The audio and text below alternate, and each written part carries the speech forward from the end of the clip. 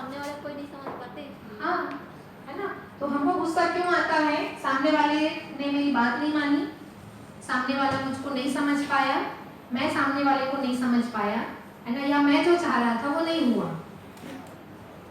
ठीक है, यही कारण सामने वाले के साथ भी लागू होगा कि नहीं, सामने वाले को गुस्सा क्यों आया, यही कारण लागू होगा जो मेरे साथ लागू, इनको गुस्सा क्यों आया, उनको गुस्सा क्यों आया, उनको गुस्सा क्यों आया, तो वही कारण लागू होगा जो मैंने अभी बोला कि उसने जो सोचा वो नहीं हुआ होगा, है ना, उसने जो चाहा होगा नहीं हुआ होगा, उसने, है ना, या वो अगले को नहीं समझ पाया होगा, या ये इसको नहीं समझ पाया होगा। तो जो तरीके हैं तो ठीक से देखेंगे। अगर कोई समस्या है तो समस्या के कारण को पता लगाएंगे तो समझ में आएगा कि कारण जो है वो एक ही टाइप का होता है। कोई भी समस्या का कारण एक ही टाइप का होता है। क्या टाइप का होता है? यही होता है कि दो ही टाइप का होता है, दो ही तरीके का। मैं सामने वाले को नहीं समझ पाया, या सामने वाले मेरे को नहीं समझ पाया। मैं सामने वाले को नहीं समझ पाया तो दुखी हुआ, सामने वाला मेरे को नहीं समझ पाया तो मैं दुखी हुआ। यही तरीके से समस्याएं हैं सभी प्रकार की। ठीक है, ये नियम सब पे लागू होता है। इसीलिए मैं बोल रही हूँ कि अगर मैं खुद को समझ रहा हूँ तो दूसरों को भी समझ रहा हूँ, है ना। तो जिस तरीके से मैं दुखी होता हूँ, है ना, जिस तरीके से मैं दुखी होता हूँ, है ना, उसी तरीके से सामने वाला भी होता है। ठीक करने का तरीका अभी थोड़ी देर पहले फिर बात किए थे। ठीक करने का तरीका तो एक ही है, मैं खुद को समझूं, मैं सामने वाले को समझूं। उसके भी ठीक करने का तरीका यही है, वो खुद को समझे, वो भी सामने वाले को समझे। उसको ठीक करने का तरीका यही है कि वो भी खुद को समझे, सामने वाले को समझे। तो यहाँ पे लग रहा है कि दो लग रहा है। क्या दो लग रहा है? लग रहा है खुद को समझना, सामने वाले को समझना, दो काम लग रहा है। इसको बार बार हम एक करते हैं। क्या? सामने वाले को समझने की जरूरत नहीं है। अगर आप खुद को समझ गए, इसका मतलब ही है आप दूसरों को भी समझ गए। तो अभी दूसरों पे काम करने की जरूरत नहीं है, खुद पे काम करने की जरूरत है। तो कैसे खुद पे काम करें? मैं क्यों दुखी होता हूँ, मैं कैसे सुखी होऊंगा, उसको सीख जाऊं। मैं जब दुखी होता हूँ, परेशान होता हूँ, उसको मैं ठीक करना सीख जाऊं। बस मैं मेरे ऊपर काम करूँ, अभी सामने वाले के ऊपर कोई काम करने की जरूरत नहीं है। मेरे को ईर्ष्या क्यों हुई, मैं पहचानूं। मेरे को जलन क्यों हुई, मैं पहचानूं। मुझे क्रोध क्यों आया, मैं पहचानूं, है ना। तो मैं अपने सारे बीमारी, मेरे अंदर की बीमारी, अब ऐसा शुरू करते हैं, मेरे मन की जितनी बीमारी है, ईर्ष्या, द्वेष, जलन, क्रोध, अहंकार, नाराजगी, शिकायत, मेरे अंदर जितनी भी बीमारियां हैं, मेरी जितनी भी समस्याएं हैं, उसको मैं समझूं कि ये ऐसा क्यों हो रहा है और ये ठीक कैसे होगा। अगर मैं मेरे बीमारी का इलाज करना मैं सीख गया, ठीक है, तो जिस दिन सामने वाला बीमार होगा, यानी मन बीमार, या सामने वाले के सामने मेरी कोई समस्या आएगी, तुरंत मैं ठीक कर लूंगा, तुरंत मैं समझ जाऊंगा क्या बात है। पहुंच रही बात? ये बहुत गहरा मुद्दा है और एक बहुत अच्छी बात हो रही है, इसको समझना बहुत जरूरी है। तभी हम सामने वाले को समझ पाएंगे, उससे कम में कभी नहीं समझ पाएंगे। हमारी सारी झंझट जो है वो यहीं पर है ना। नमस्ते सर, नमस्ते मैडम, है ना, हमारी सारी झंझट यहीं पर है। ठीक है,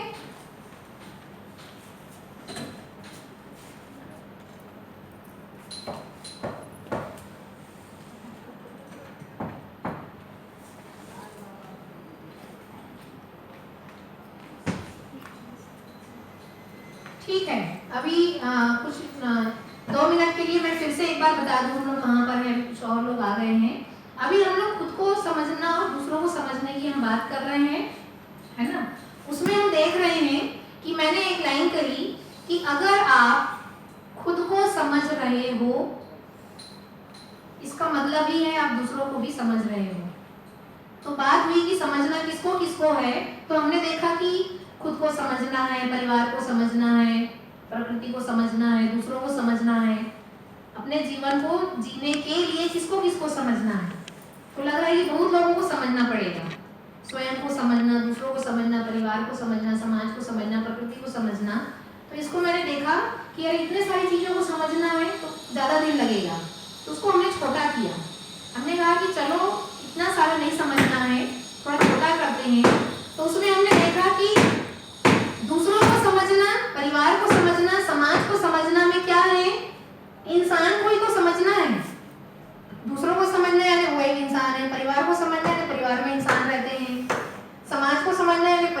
में ये लोग रहते हैं। तो मानव को समझना एक काम, बस। अब छोड़ दो कि दूसरों को समझना, परिवार को समझना, समाज को समझना, छोटा कर दिया मैंने कहा मानव को समझना, इंसान को समझना। तो इंसान को समझना में क्या चीज है? मैं और शरीर। तो ये मैं वाला मेरा मैं नहीं, हम सबका मैं। तो ये मैं और शरीर, हमको दो ही चीज को समझना है ना। तो इसके लिए हमने देखा कि हमको दो चीज को समझने में मैंने दो भाग में बांट दिया कि हमको दो ही काम करना है समझने में, मानव को समझना और प्रकृति को समझना। प्रकृति को क्यों समझना है? प्रकृति को इसलिए समझना है क्योंकि वो मेरे शरीर से जुड़ा हुआ है ना। मेरे शरीर के पोषण संरक्षण के लिए, उनकी पोषण संरक्षण सुरक्षा के लिए मुझे, पोषण संरक्षण सुरक्षा के लिए मुझे भौतिक वस्तुओं की जरूरत है। तो भौतिक वस्तु या तो वस्तु भी नहीं मैं या धन से खरीद लूं। तो इसके लिए हमको श्रम पूर्वक, प्रकृति के साथ ही श्रम पूर्वक उत्पादन करते हैं। उत्पादन गतिविधि है ना, श्रम पूर्वक क्या करते हैं? उत्पादन है ना। या तो मैं उत्पादन करूं या आप उत्पादन करो। मैंने उत्पादन किया है ना, तो आप मेरे से लोगे। आपने उत्पादन किया, मैंने उत्पादन नहीं किया, तो मैं पैसे से आपसे खरीदूंगा, है ना। तो शरीर की जरूरत को पूरा करने के लिए हमको उत्पादन की जरूरत है। तो इसलिए हमने देखा कि हमको क्या समझना है? ये समझना है कि प्रकृति में श्रम पूर्वक मैं जो भी उत्पादन करूं उससे प्रकृति संतुलित हो, ऐसा हमको उत्पादन करना है। दूसरा आ जाते हैं मैं स्वयं। तो यहाँ पर बात हुई कि मानव रूप में अगर मैं स्वयं को समझना और शरीर को समझना होता है, इसका मतलब ही आप सबको समझ रहे हो। तो यहाँ पे हमको दो काम नहीं करना है, एक ही काम करना है, स्वयं को समझना। तो शरीर को समझने की चर्चा हम लोग कल तक अच्छे से कर चुके हैं। आज हम लोग स्वयं को समझने की हम बात शुरू किए हैं। तो उसमें मैं ये कह रही हूँ कि स्वयं को समझ रहे हो, इसका मतलब ही है आप दूसरों को भी समझ रहे हो। अब यहाँ की आता है बाबू, कितने लोगों को समझना पड़ेगा? मैं खुद को समझूं, अपने बच्चों को समझूं, अपने पति पत्नी को समझूं, माँ बाप को समझूं, अपने दोस्तों को समझूं, बहुत सारा हो गया। तो कठिन लगता है, सरल नहीं है, कोई समझ में नहीं आएगा। मैं उसको छोटा करके मैं कह रही हूँ हमको किसी को समझने की जरूरत नहीं है। आप अगर यहाँ धरती में पानी को समझ रहे हो, रायपुर में बैठ के, तो आप सब जगह के पानी को समझ रहे हो, है ना। आप यहाँ रायपुर में रह के डॉक्टर बन रहे हो, इसका डॉक्टर शरीर का, तो आप पूरे दुनिया के शरीर को समझ रहे हो। यहाँ के शरीर को समझ रहे हो, इसका मतलब है पूरी दुनिया के शरीर को समझ रहे हो। तो मैं मेरे को समझ रहा हूँ, इसका मतलब ही है मैं पूरी दुनिया के मैं को समझ रहा हूँ। तो उसमें मेरा घर परिवार है ही, ठीक है। तो उसमें हमने शुरू किया है कि स्वयं को समझने अगर हम जाएं, तो उसमें हमने देखा कि हम सबकी समस्याएं अलग अलग हैं, लेकिन उसको ठीक करने का तरीका एक है, ठीक है। समस्याएं अलग अलग है और ठीक करने का तरीका एक है। उस किस रूप में एक है? मैंने बोला कि अगर हम सबकी जो भी समस्याएं हैं, किससे संबंधित, अगर शरीर से संबंधित समस्या है, पैसे से संबंधित समस्या है, तो तरीका एक ही है, उत्पादन करो, पैसा कमाओ, शरीर स्वास्थ्य के अर्थ में ध्यान रखो, तरीका एक ही है ना। मन में अगर कोई समस्या है, हमारी समस्याएं अलग अलग हो सकती है कि मेरी दोस्त से नहीं बनती है, मेरे भाई से नहीं बनती है, मेरे पति पत्नी से नहीं बनती है, मेरे पड़ोसी से नहीं बनती है, मेरे कलीग से नहीं बनती है, मेरी किससे नहीं बनती है। तो समस्या किससे है? मैं मानव और सामने वाला मानव। तो समस्या दो इंसान के बीच में है, लेकिन ठीक करने का तरीका एक है। ठीक करने का तरीका एक है। में हमने क्या देखा? हमने ये देखा हम दोनों अगर एक दूसरे से बात करेंगे, एक दूसरे को सुनेंगे, समझेंगे, तो मेरी समस्या का समाधान हो जाएगा, है ना। कठिन वहीं पर है, सारी तपस्या, सारा झंझट, सारा समस्या यहीं पर है। हम दोनों बात नहीं कर पाते हैं, एक दूसरे को सुन समझ नहीं पाते हैं, और हमारी जिंदगी निकल जाती है रोते गाते। हमारा सारा भूचाल, सारा फैमिली वार्मिंग, सारी प्रॉब्लम यहीं पर है। हम एक दूसरे को नहीं समझ पाते। क्यों नहीं समझ पाते? क्योंकि हम एक दूसरे को सुन नहीं पाते। सुन क्यों नहीं पाते? क्योंकि हमारी उसकी बातों की स्वीकृति नहीं रहती है ना। परिवार वाले चैप्टर में हम लोग अच्छे से चर्चा करेंगे कि हमारी स्वीकृति का जो बेस है, आधार है, जो जड़ है, जो न्यू है, वो है विश्वास। आप दूसरों पे तभी विश्वास कर पाओगे जब आपको स्वयं पे विश्वास होगा। इसके डिटेल से आगे चर्चा आएगी। स्वयं में विश्वास नहीं होने के कारण हम दूसरों पे विश्वास नहीं कर पाते हैं, इसीलिए हमको उसकी बात अस्वीकृत होती है और लगता है वो झूठ बोल रहे हैं, बहाना बना रहे हैं, है ना। तो समस्या का जड़ यहाँ पर है, बात नहीं कर पाते हैं हम। बात कर भी लेते हैं तो कल ही हमने बात बोला था कि हम उसको उस रूप में सुनते हैं, विवाद के रूप में, कि ठीक है आप बोल लो, मेरी बारी आने पे फिर लड़ाई शुरू कि ये क्यों बोला, ऐसा क्यों बोला, है ना, ये है, ये झूठ बोल रहे हैं, बहाने बना रहे हैं, है ना। तो यहाँ पे हम देखते हैं ऐसे झगड़े तभी होते हैं जब हमको स्वयं पर विश्वास नहीं होता है, मैं स्वयं को नहीं समझा तब। तो फिर वापिस आगे वहीं पर कि स्वयं को अगर मैं समझ रहा हूँ, इसका मतलब ही है मैं दूसरों को भी समझ रहा हूँ। तो अगर मैं दूसरों को नहीं समझ पा रहा हूँ तो सिग्नल है मेरे लिए कि आप स्वयं को नहीं समझे हो। ठीक है, आप दूसरों से नॉर्मल होकर के बात नहीं कर पा रहे हो, नहीं सुन पा रहे हो, ये भी सिग्नल है कि मुझे स्वयं पर विश्वास नहीं है। ठीक है, तो अब हमको करना क्या है, अब हम यहाँ पे वापस इसी एक्सरसाइज को बार बार करेंगे, समझेंगे कि सामने वाला समझ में आए, इसके लिए स्वयं को समझना जरूरी है। तो स्वयं के भीतर की जो भी विधियां हैं उसको हम एक एक करके देखते जाएंगे। ठीक है, जैसे हम कुछ उदाहरण लेते हैं, कल थोड़ी इस पे बात हुई थी और डिटेल से कर लेते हैं। क्या हम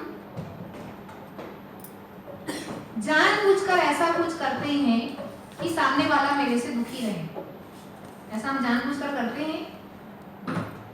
नहीं करते हैं, है ना। कब करते हैं? जब मैं सामने वाले से चिढ़ा हूं, सामने वाले से नाराज हूं, जब मैं सामने वाले से दुखी हूं, तभी हम ऐसा करते हैं। वो जानबूझकर, यानी मैं पूरी बात हो चुकी है क्लास में कि जो जिसके पास होता है वो वही बांटता है, चिढ़ा हुआ चिढ़ाएगा, अंदर मेरे अंदर कूड़ है, चिढ़ है, इसलिए मैं लड़ रहा हूँ आपसे, इसलिए मैं ऐसा कुछ कर रहा हूँ कि आपको लग रहा है कि मैं तो कुछ किया नहीं, फिर क्यों लड़ रहे हो, इसलिए लड़ रहा हूँ क्योंकि मैं आपसे चिढ़ा हुआ हूँ, है ना। तो अगर मैं चिढ़ा हुआ ही चिढ़ाएगा, डरा हुआ ही डराएगा। इस तरह से हम इसको देखें कि ये अगर समस्या है तो चिढ़ा हुआ चिढ़ाएगा, कूड़ा हुआ कुड़ाएगा या लड़ेगा। हम लोग गलती कहाँ करते हैं, इन आदत, इन स्वभाव को ठीक करने की कोशिश नहीं करते हैं और लगता है कि मैं तो सही हूँ, आप गलत हो, तो यही लड़ना फिरना शुरू हो जाते हैं। इसको ठीक कैसे करें? इसको ठीक ऐसे करना है कि अगर हम अपने लाइफ में एक आदत बना लें तो हमारे बहुत सारे प्रॉब्लम को हम सॉल्व करना शुरू कर देंगे। क्या आदत बना लें? जैसे मेरे सिर में दर्द है तो मैं पूरी एक हफ्ते से दर्द है तो मैं पूरी कोशिश करता हूँ इसको ठीक करने की, मेरे से ठीक नहीं होता तो मैं डॉक्टर के पास जाके बैठ जाता हूँ। मेरे पेट में अगर दर्द है 1 दिन 2 दिन, मैं घरेलू उपचार करके ठीक करता हूँ, नहीं ठीक होता है मेरे से तो मैं डॉक्टर के पास जाके बैठ जाता हूँ कि भाई तुम ही ठीक करो, मेरे से नहीं हो रहा है। समझेंगे इसको? शरीर में कोई भी छोटी बड़ी नाजुक सी भी कोई समस्या शुरू होती है, उस पर हमारा ध्यान बराबर जाता है। महीने भर से ये प्रॉब्लम चल रही है, ठीक हो नहीं रहा है, थोड़ी चिंता की बात है, मुझे डॉक्टर से मिलना चाहिए, और हम उससे मिल करके ठीक करने के लिए हम लग जाते हैं। सुनेंगे, समझेंगे ठीक से। तो शरीर में कोई भी घटना को हम ठीक करने के लिए आतुर कातुर रहते हैं।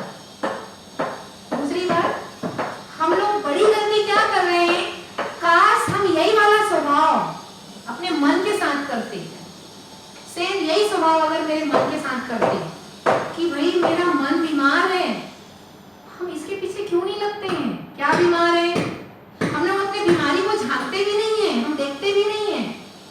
क्या झांकते नहीं है, क्या नहीं देखते हैं? हम कभी बैठ के चिंतन मनन करें कि मेरा मन स्वस्थ है कि नहीं है। तो मेरा मन स्वस्थ है, हेल्दी है, मेरा मन हेल्दी है, स्वस्थ है कि नहीं है, मैं इसको जांचूं। तो मेरे मन की बीमारी क्या है? मेरे मन की बीमारी है, मुझे क्रोध आता है, मैं मारपीट लड़ाई झगड़ा कर लेता हूँ, मेरे को जलन होती है दूसरों से, है ना। आप मेरे से आगे बढ़ गए, उसकी भी चर्चा अच्छे से करेंगे। मुझे जलन क्या चीज होती है ना, मुझे जलन होती है, मुझे शक होता है, आप मेरे शुभ के अर्थ में नहीं हो, है ना। और क्या होता है ना, मुझे हर छोटी छोटी बात पे शंका होना, जलना, चिढ़ना, छोटी छोटी बात को बुरा मान जाना, मुंह फुला लेना, बहुत सारी बीमारियां हैं हमारे अंदर, हम लोग कभी ध्यान ही नहीं देते। डर भी एक बीमारी है। वो जो 4 डर हमने बोला था, उसको व्यक्तिगत जीवन में अगर हम देखने जाएं तो संबंधों का डर, संबंधों में क्या डर है कि अगला मुझको, है ना, एक क्लास में हमने फिर बात की थी कल परसों ही, कि अपने महत्व को जानकर तृप्त होते हैं, मुझे मेरी इंपॉर्टेंट नहीं दिखती है हस्बैंड वाइफ लाइफ में, है ना, हमको एक दूसरे की इंपॉर्टेंट नहीं दिखती है ना, कि अगला मुझे टाइम नहीं दे रहा है तो हम मान लेते अगला मुझे नहीं चाहता है ना, ये मुझे क्यों लगता है अगला मुझे टाइम नहीं दे रहा है तो मुझे नहीं चाहता है, वो डर है। संबंधों में विश्वास नहीं है, इसलिए जितना ज्यादा हम डरते हैं, सूचना है अविश्वास की, है ना, तो मन में शंकाएं आना, है ना, अव्यवस्था भी है। बाहर कुछ लोगों का देख लेते हैं कि भाई आजकल अगर हस्बैंड ज्यादा लेट से आ रहे हैं, उनका कहीं बाहर किसी से रिलेशन तो नहीं है ना, या फिर, है ना, वो कुछ और गलत काम तो नहीं कर रहे हैं, तो इसलिए शंकाएं बढ़ती है। तो ये शंका के पीछे बहुत बड़ा कारण है स्वयं में अविश्वास, इसीलिए सामने वाले पर अविश्वास, है ना। और कुछ केस सही भी होता है, तो अगर सही भी है तो वो प्रूफ कर सकते हैं आप। मान लीजिए आपको शंका है कि किसी और महिलाओं से या पुरुषों से संबंध है, अगर ये सही है आप रंगे हाथ पकड़ सकते हो, प्रूफ भी कर सकते हो। लेकिन अगर नहीं है फिर भी आप सिर पे चढ़ जाएंगे, तो फिर ये हमारी सबसे बड़ी बेवकूफी है। जैसे बच्चों के साथ भी होता है माता पिता का, है ना, कि उनके दोस्त लोग स्मोकिंग ड्रिंक करते हैं तो माताएं चिंता करती है कि तुमको उनकी संगति में नहीं रहना है ना, कहीं तुम भी पीना सीख जाओगे, खाना सीख जाओगे। तो माता पिता भी बच्चों पे शंका करते हैं, बच्चे विश्वास दिला के थक जाते हैं कि मैं ऐसा दिखूं तभी बोलना था, तभी ऐसा विश्वास करना, तो बड़ा झंझट है। तो विश्वास बहुत बड़ी चीज है। विश्वास को जैसे जैसे बड़ा करोगे, स्वयं में विश्वास, सामने वाले पर विश्वास, तो सामने वाला मजबूर होगा अपने गलत स्वभाव और आदत को छोड़ने के लिए, वो विश्वास के कारण। आप विश्वास को बड़ा तो करो, गलत इंसान भी विश्वास को सुधार देता है, माने विश्वास में इतना दम है कि गलत इंसान भी आपके विश्वास के से गदगद होकर के, है ना, धीरे धीरे वो चीज को ठीक भी कर सकता है ना। इस तरह से हम देखें कि हम वापिस आते हैं कि सामने वाले हमारे अंदर में जो भी बीमारियां हैं मन की, उसको हम लोग नजरअंदाज करते हैं। तो सबसे पहला काम हमको अपनी जिंदगी में करना है वो है मन, जीवन या मैं, मेरे अंदर में क्या क्या समस्याएं हैं इसको हम पहचाने और इसको ठीक करने के लिए दिन रात एक कर दें। जैसे शरीर में समस्या होने पर दिन रात एक कर देते हैं, पैसा जुगाड़ करते हैं, डॉक्टर के पास जाते हैं, इलाज करवाते हैं, डॉक्टर ने ऑपरेशन के लिए बोला है तो भी हम पैसे की व्यवस्था करते हैं और ऑपरेशन करवाते हैं। वैसे ही मन की बीमारी को पहचाने और उसके इलाज के लिए हम लग जाएं और बाकायदा रिजल्ट को भी देखें कि भाई मैं साल भर से इस पे लगा हूँ, ठीक हुआ कि नहीं हुआ तो उसको छोड़ दो, कुछ और करो और चीजें पता करो। भाई मैं साल भर से इस पे काम कर रहा हूँ, तो मेरा बीमारी ठीक ही नहीं हुआ, मन का बीमारी, तो फिर वो असफल है, उसको छोड़ दो, कोई और तरीके अपनाइए, बदलिए तरीके। तो मन की बीमारी को ठीक करने के पीछे अगर हम लग जाएंगे, है ना, तो समझ में आएगा कि मेरे निजी जिंदगी में जो भी समस्याएं हैं उसको मैं ठीक करने के पीछे लग जाऊंगा, तो अपने आप मेरे आसपास समझ नाम की चीज खड़ी हो जाएगी। ऐसे वातावरण मुझे मिलेगा। प्रकृति में नियम है कि अगर आप कोई सही चीज के पीछे दौड़ते हो तो वो चीजें आपके आसपास खड़ी हो जाती है, किसी किताब के रूप में, है ना, किसी सत्संग के रूप में, किसी भी रूप में वो आपके आसपास आई जाती है और आप उसका लाभ ले पाते हो, है ना, आप उसको समझ पाते हो, है ना। तो इस तरह से हमको क्या करना है, मन की बीमारी को पहचानना है। तो मन में क्या बीमारी है, फिर बीमारी का कारण क्या कारण है, तो समझ में आ रहा है कि मैं परेशान हूँ किससे। तो दो ही जगह परेशान होते हैं, मैं मेरे से और मैं सामने वाले से, है ना। अभी हम मानव की बात कर रहे हैं, मेरे और पैसे की बात नहीं कर रही हूँ मैं, है ना। तो मेरी परेशानी है मैं और सामने वाला, तो मेरी सामने वाले से नहीं बनती है। तो कैसे बनेगी सामने वाले से, कैसे बनेगी, ऐसे बनेगी कि आप अगर अपने आप को समझ पाएंगे तो आप दूसरों को भी समझ पाएंगे। तो स्वयं को समझने के लिए क्या करना पड़ेगा, अपने भीतर की सारी विधि को देखना पड़ेगा। उसके लिए एक एक लाइन फिर देखते हैं कि क्या मैं जानबूझकर ऐसा कुछ करता हूं जिससे सामने वाला दुखी हो जाए? नहीं करता। ठीक उसी तरह से सामने वाला इंसान भी मेरे जैसा ही है, वो भी ऐसा जानबूझकर नहीं करता कि मैं दुखी हो जाऊं। और झंझट यहीं पर है, हमको दूसरे वाली लाइन नहीं पचती है। हमको क्या लगता है, मैं तो, मेरा इंटेंशन नहीं है गलत, सामने वाला ही जानबूझ के ऐसा कर रहा है कि मैं दुखी हो जाऊं। समस्या यहीं पर है। तो क्यों विश्वास नहीं हो रहा है कि सामने वाला मेरे जैसा है? क्योंकि मुझे स्वयं पर विश्वास नहीं है। ठीक, तो ये लाइन कि मैं जानबूझ के कुछ नहीं करता हूँ, वैसे सामने वाला भी जानबूझ के कुछ नहीं करता। मैं नासमझी में गलती करता हूँ, वैसे सामने वाला भी नासमझी में गलती करता है। मेरे को सही समझ में आने पर ठीक करने की कोशिश करता हूँ, वैसे भी सामने वाले को भी सही समझ में आने की ठीक करने की वो भी कोशिश करेगा। मुझे सही समझ में नहीं आने पर मैं ठीक ही नहीं करता हूँ, तो वो भी ठीक नहीं कर रहा है, उसको भी सही समझ में नहीं आया इसलिए वो भी ठीक नहीं कर रहा है। मैं किसी डर के कारण गलती कर दिया, उसने भी किसी डर के कारण गलती कर दिया। मैं किसी भय प्रलोभन के कारण, आस्था के कारण गलती कर दिया, और भय प्रलोभन आस्था के कारण उसने भी गलती की होगी। तो हम आईने की तरह देखें सामने वाले को, और अगर मैं स्वयं को सही मान रहा हूँ 100%, सामने वाले को गलत मान रहा हूँ, तो प्रूफ करो आप सही हो। कैसे प्रूफ करेंगे? जैसे हम सबके अंदर भ्रम रहता है। क्या भ्रम रहता है? मैं तो सही ही हूँ, सामने वाला ही गलत है। तो मैं सही ही हूँ, ये प्रूफ कैसे होगा? बताओ। सामने वाला गलत है, मैं सही हूँ, ये प्रूफ कैसे होगा? प्रैक्टिकली प्रूफ करके बताइए, कैसे प्रूफ करेंगे कि मैं सही हूँ और आप गलत हो? लगता है ना, घर में संबंधों में लगता है कि मेरे बच्चे ही गलत है, मैं सही हूँ, मेरे हस्बैंड वाइफ ही गलत है, मैं ही सही हूँ, मेरा पड़ोसी ही गलत है, मैं सही हूँ, है ना? तो मैं सही हूँ, सामने वाला गलत है, ये कैसे प्रूफ करेंगे? वो चिंतन मनन करेंगे। प्रूफ कैसे होगा? प्रूफ का मतलब सबको दिखाई देगा, वो सामने वाले को भी दिखाई देगा, बिहेवियर में, व्यवहार में। अपने आप को हम खुद बदलने लगेंगे, सामने से भी बदलाव आता जाएगा। वो प्रूफ का ठीक है। और अभी तक तो विचारों के हिसाब से प्रूफ होता है कि मतलब जैसे 50 लोग के विचार में अगर मैं सही हूँ तो मैं सही हूँ, और सामने वाला अगर 50 मतलब 60 लोगों के विचार में अगर गलत है, मतलब 40 के विचार में वो सही है, तो वो गलत है। संख्या के आधार पे आप कह रहे हैं संबंधों में। और मैं सही हूँ, सामने वाला गलत है। ठीक है। अब ये मैं सही हूँ, सामने वाला गलत है, ये अब सबको छोड़ो, मैं और सामने वाले के बीच में, दो ही पर्सन के बीच में कैसे प्रूफ होगा कि मैं सही हूँ आप गलत हो? हम दोनों के बीच में कैसे प्रूफ होगा? हम दो इंसान के बीच में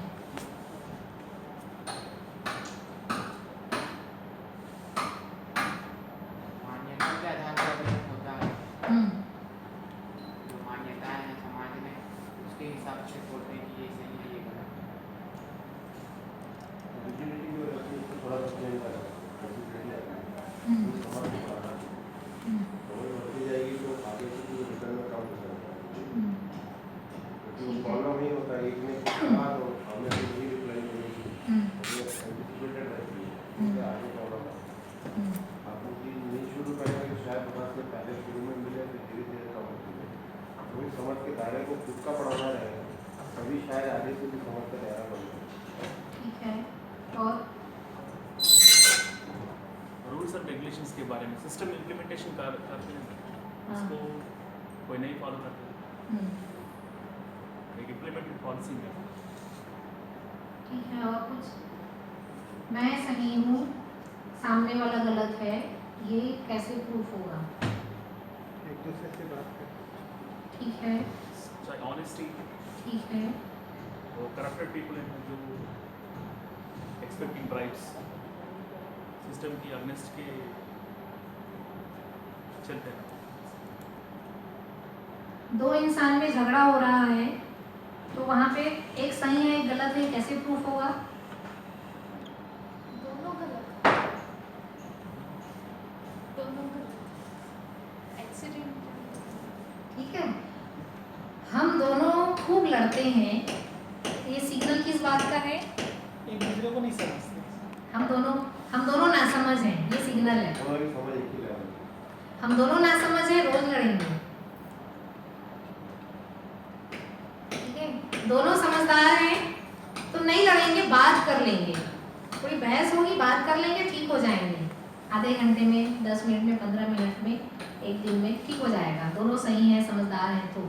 दोनों नासमझ हैं, रोज लड़ेंगे, है ना। पति पत्नी है तो तलाक देने का मन होगा, छोड़ने का मन होगा, है ना। भाई भाई हैं तो बंटवारा करने का मन होगा, माँ और बच्चे हैं तो अलग होने का मन होगा, है ना। वो सब जगह लागू है सारे नियम। इवन दोनों में से एक भी समझदार हो जाता है उस वक्त तो झगड़ा नहीं होता। आ रहा है वहीं पे, एक समझदार है और एक नासमझ है, यहीं पे आ रहा है, ठीक है ना। एक समझदार है, एक नासमझ है तो गाड़ी चलेगी, यहाँ पे अलग नहीं होंगे, अंडरस्टैंडिंग के बिना चलेगा। चलेगी, गाड़ी चलेगी, यहाँ डाइवोर्स नहीं होगा, भाई भाई एक दूसरे को नहीं छोड़ेंगे, बच्चे अंडरस्टैंडिंग नहीं होगा ना, कैसे चलेगा? नहीं होगा। लेकिन जो समझदार है उसकी नियम है, समझदार इंसान की जिम्मेदारी ज्यादा बनती है। धक्का मार मार के चलेगा। समझदार इंसान का मतलब ही है कि वो नासमझ इंसान को सुन लेता है, समझ लेता है, उसकी स्थिति को जानता है कि ये मजबूर है अपने स्वभाव से लाचार है। मेरे कितना भी लड़ने झगड़ने, मेरे कितना भी बोलने, कितना भी समझाने से, प्यार मोहब्बत से या गुस्से से, किसी भी तरीके से समझाने से ये नहीं समझेगा, नहीं ठीक होगा, यह सोचकर कि वो स्थिर रहता है तो गाड़ी चलती है। एक्सेप्ट करना है, एज इट इज एक्सेप्ट कर लिया, बिल्कुल बिल्कुल बिल्कुल, है ना। एज इट इज एक्सेप्ट कर लिया, ये वापिस यहीं पे आते हैं। मुझ में कुछ अच्छाइयाँ हैं, कुछ कमियाँ हैं, सामने वाले में भी कुछ अच्छाइयाँ हैं, कुछ कमियाँ हैं। तो अगर मैं समझदार हूँ तो वो जैसा है वैसा मैं स्वीकार कर लेता हूँ।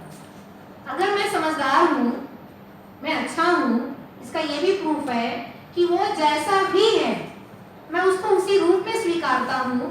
उसकी अच्छाइयों से लगाव तो है ही, लेकिन उनकी कमी कमजोरियों को टॉपिक बना के लड़ाई नहीं करता हूँ मैं।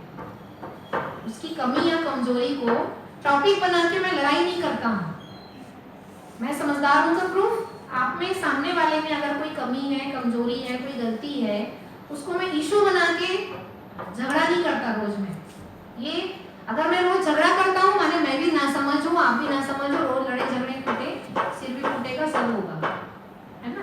अगर मैं समझदार हूँ, है ना, तो वो जैसा है वैसा मैं स्वीकारता हूँ। उसकी कमी कमजोरियों को अपने व्यवहार से, अपने स्नेह से, अपने विश्वास से, अपने किसी भी तरीके से मैं उसको ठीक करने की कोशिश करता हूँ।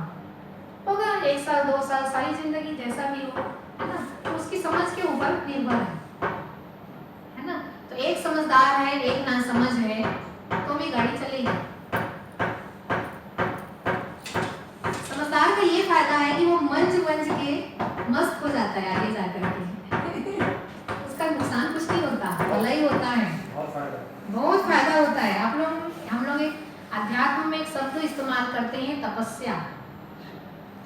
अब जरूरी थोड़ी है जंगल में जाएंगे तो धूप का तप, चींटी बीप बना लेगी, घर बना लेगी, काटेगी, उसका तप, है ना। बारिश का तप, तप का मतलब केवल जंगल में जाके तपस्या थोड़ी है, परिवार भी एक तपस्या है।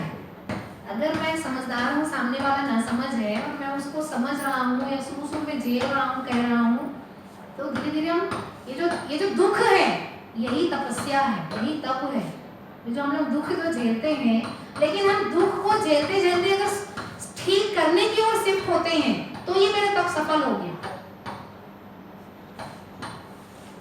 है ना। तो ये हम लोग ना, और जो ज्यादा ना समझ है वो ज्यादा तपस्या में है, ज्यादा बड़ी तपस्या में है, उसका तपस्या कब खत्म होगा नहीं मालूम, है ना। जिस दिन वो सही की ओर शिफ्ट होगा उसका भी खत्म होगा। तो ये उदाहरण है समझने के लिए। तपस्या केवल जंगल में बैठ के शेर और धूप के डर से बच के तप करना वही नहीं है। परिवार में जीना भी एक बड़ी तपस्या है ना। वो जो मैं दुखी होता हूँ, हर्ट होता हूँ, परेशान होता हूँ और फिर अपने आप को मनाता हूँ, ठीक करता हूँ, आगे बढ़ता हूँ, ये भी तपस्या ही है ना।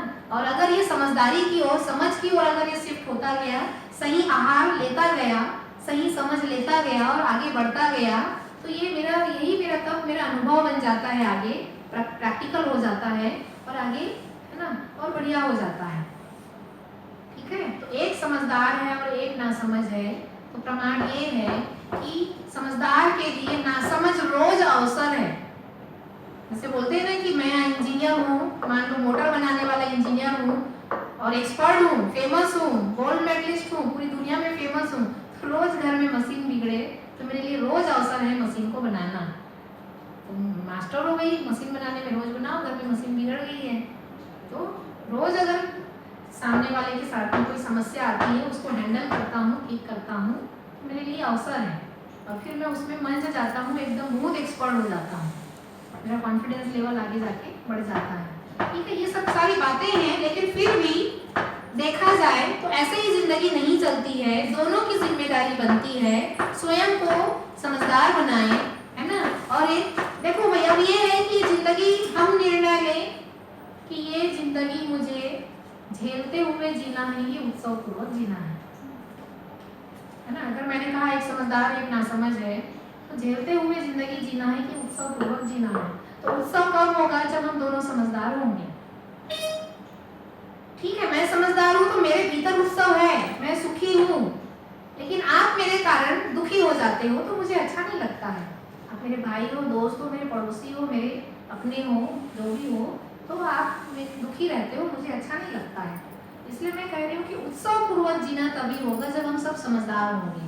हम निर्णय लें कि ये जीवन हमको उत्सव पूर्वक जीना है कि झेलते हुए जीना है। तो झेलते हुए जीना नासमझी में ही होता है। और शॉर्टकट कर दे तो ये जिंदगी समझते हुए जीना बराबर उत्सव पूर्वक जीना, नासमझी में जीना बराबर ये तो नरक है। नरक क्या चीज है? स्वर्ग नरक यही है। घर में हम प्रेम से जी रहे हैं बराबर स्वर्ग है ना, घर में ही हम रोज कलह से लड़ाई झगड़ा करके जी रहे हैं, यही नरक है। तो स्वर्ग नरक कोई ऊपर नहीं बैठा है, स्वर्ग नरक इसी धरती में, इसी घर में है। रोज दुखी है घर में तो नरक नरक जैसी जिंदगी है घर में, है ना। ऊपर में जाएंगे तो कढ़ाई में तलेगा, कहावत है तो यमराज कढ़ाई में तलेंगे। पता नहीं क्या क्या हमारे बुजुर्गों ने हमको कहानियां सुनाई है ना। तो वो हम रोज घर में दुखी हैं तो घर नरक है, घर में स्वर्ग है तो स्वर्ग में बोलते हैं सुख है, तो घर में हम उत्सवपूर्वक जी रहे हैं, तालमेल के साथ जी रहे हैं, तो ये घर मेरा स्वर्ग है।